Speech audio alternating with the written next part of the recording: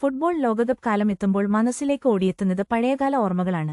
20 പൈസയുടെ റബ്ബർ പന്തിൽ തുടങ്ങിയ കളിഭ്രാന്ത് പിന്നീട് തുണിയും കടലാസും ചേർത്ത പന്തുകളിലൂടെ വളർന്നു. ഞങ്ങൾ കുട്ടികൾ പിരിവെടുത്ത് വാങ്ങുന്ന 2 രൂപയുടെ പന്തുകളായിരുന്നു അന്നത്തെ വലിയ ആവേശം.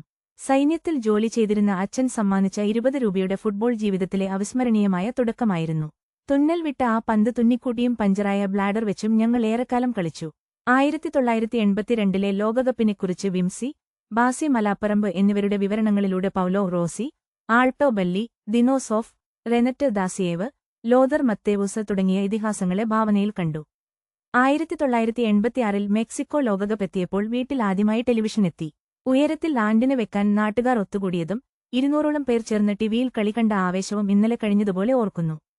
മറഡോണയുടെ മാസ്മരിക പ്രകടനങ്ങളും ദൈവത്തിന്റെ കൈ എന്ന ചരിത്രപരമായ ഗോളും കറുപ്പിലും വെളുപ്പിലും കണ്ട അത്ഭുതം വാക്കുകൾക്കതീതമാണ്. കാലം മാറിയപ്പോൾ റബ്ബർ പന്തുകൾ ഫുട്ബോളുകളായും ബ്ലാക്ക് ആൻഡ് വൈറ്റ് ടിവികൾ കളർ ടിവികളായും മാറി. Higuita, Zidane, Beckham, Ronaldinho, Messi, Kylian Mbappe തുടങ്ങിയ താരങ്ങളെല്ലാം ആവേശമായി.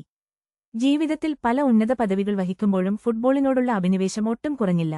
ലോകം ഒരു പന്തിൽ ചുരുങ്ങുന്ന ആവേശത്തിന്റെ ദിനങ്ങൾക്കായി ഇനിയുമേറെ പ്രതീക്ഷയോടെ കാത്തിരിക്കുന്നു.